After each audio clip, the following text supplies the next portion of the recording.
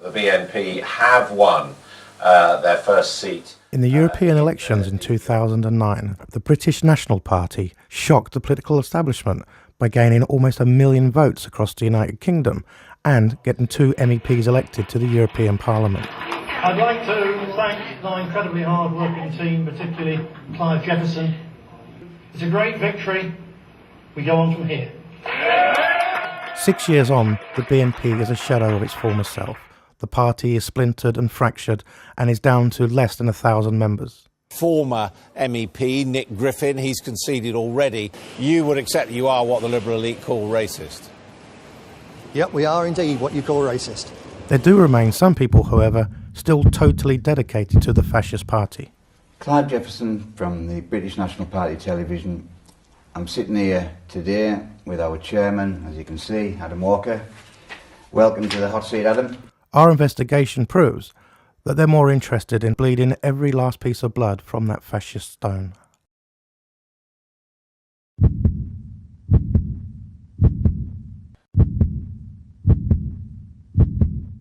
You've been working with the party for how many years now? Must be 4 years, 4.5 years. About 4 years in head office. Yes, I have. Yeah. Plodding away and working really, really hard. Loved every minute of it. Well, of course, yeah. I mean, you're the voice of the party, aren't you? How would you describe the way that the BNP head office is run? It's filthy, for starters, because there was only me that used to clean up. Like when deliveries used to come, I was embarrassed of how, dirty and smelly that it was. There's drug abuse in that office, which I've witnessed many a time, in the toilet and on the desk. It's quite an open secret that there is drug abuse in the BNP. Yes, there is. Where else would? Well, it doesn't just stop at head office, it goes to conferences, Blackpool especially. The use of drugs? Yeah. What sort of drugs? Cocaine. I've seen it. I know that an official bought his car with money from drugs. Proceeds of drugs? Yes, proceeds of drugs. Yeah. And it's an open secret in the BNP? Yeah, yes it is. And I would go to any court and say that. And name names? And name names, yeah. Throughout its 33-year history, the BNP has been driven by paranoia and fear. In 2010, by bugging phones and installing listening devices, the paranoid BNP uncovered what they thought was a plot to kill their leader.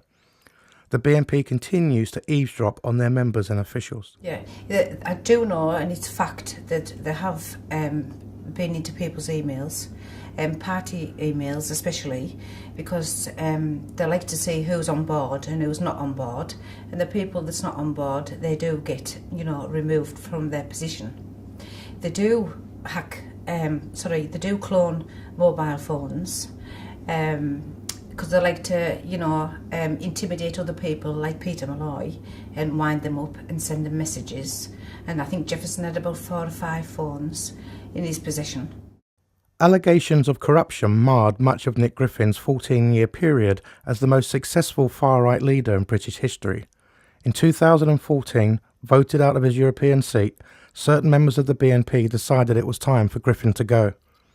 Clive Jefferson, also known as Aitken, rose to be the party treasurer after a series of internal splits took him from being Nick Griffin's bodyguard to the de facto leader and owner of the party. Adam Walker was a down-at-heel schoolteacher facing the sack from his role as a researcher on the BNP's European team. How did they get rid of Nick Griffin? Yeah, well, because Clive Jefferson, he organised all this. He wanted Nick Griffin out. He rang round all the ROs and, told lies. That's the regional organiser? Yeah, told lies to them all. And I mean, he even flew someone in from Vienna so they could vote actually against Nick. There was 3 people in the meeting at Lutterworth who didn't want Nick to go, but everybody else was groomed before they went into the meeting. So it was all rigged before Nick got there, and Nick Griffin didn't know what he was walking into. When they did get rid of Nick, a lot of people left the party. And a lot of people were expelled from the party. Yeah. And we did have members that, weren't happy, and Clive Jefferson told us to say to members on the phone, well, Nick wanted to go, he wanted to move on, and he would only hand it over to Adam, which was a lie. Is the Next BNP leadership election in 2015 this year, is that going to be a fair election? Definitely not. Definitely not. None of the ROs or the organisers have had any updates from head office for months and months and months, so they don't know how many members they've got in each region. But the way Clive Jefferson's told me that he's going to add on extra people onto the family membership, so he's getting 4 votes out of each house instead of the 1 vote, which will all go for Adam Walker. Because he picked Adam Walker because he can control him. And if he gives him £10, he will do backflips for him. He's so greedy. He's the greediest person I've ever met in my life. Despite being a very small party, the BNP has always had enough money to buy off those it could not intimidate. The party legal team consists of Patrick Harrington and Graham Williamson. They do, dealings with, people who have had the sack or have left, and they're paid money to keep their mouths shut.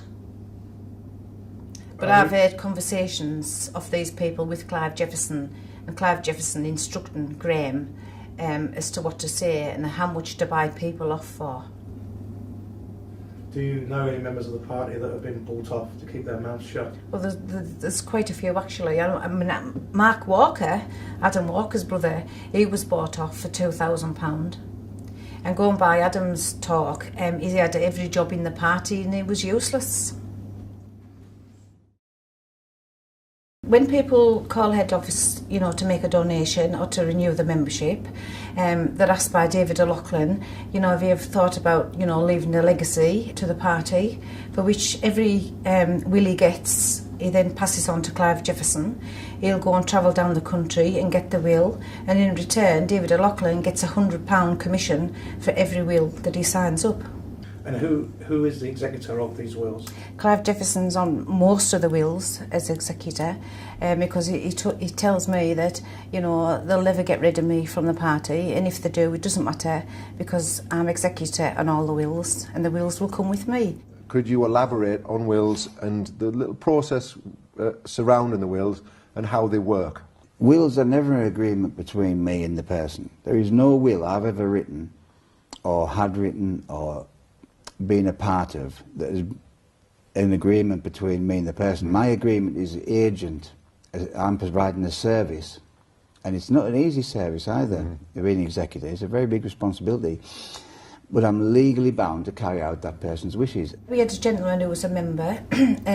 He left a huge will, and we had his wife writing letters to Clive Jefferson asking for a share of the will, which she was entitled to, she was promised. And as far as I know, till today, she hasn't received any money. How much money is projected as future income for the BNP that Clive Jefferson is the executor of? Millions. 1 million, 2 million, 3 million? Could be 2-3 million. 2 or 3 million pounds? Easy, yeah. Because there's wills there where people have left the homes, and that the homes could sell for over £200,000 each, £250,000 each. That's without all the assets and everything else they've got. If you've left money to the BNP, I think I will go and change my will. I will really go and change my will, because they're just going to sit with it in a pot, and it's their pension. As a BNP activist, Dawn was arrested 3 times. The BNP has never had a problem with its members engaging in alleged criminal behaviour. Clive Jefferson made appeals, Adam Walker made appeals to raise money for me to get a really good party solicitor to help pay, and I got legal aid. So at no stage did the BNP hire you legal representation? No, they didn't. No. I got legal aid. But the BNP ran a campaign to get you? Yes, they ran a few, yeah. The BNP often runs anti-paedophile campaigns to keep them popular and in the public eye. They have a Labour 25 campaign booklet, and on the back of it states that 50% goes to the NSPCC. They don't get a penny. Nothing is donated to them. Nothing. Not a penny. Dawn, some people will say what you're telling us is because your relationship with Clive Jefferson ended, and that you're bitter and twisted about it. No, well, that's rubbish. The reason they sacked me is because I was asking where all the money had gone, all the donations, all the memberships of the direct debit, because I wanted my wages, and I have a loan. I lent them a loan at Christmas, and I was wanting my money back, and I was told that there was no money, when I knew in fact there was plenty of money had been coming through a central office. It has been alleged that there was violence in your relationship. Yes, there was. Yes, there was. I think that's what sort of brought it to a head. We'd had like a few arguments, and we were driving home from work one night from Wigton through Westpatria, and he dragged me out of the car and threw me down in the road. Now, that's a very serious allegation to make. Well, you can check with the police.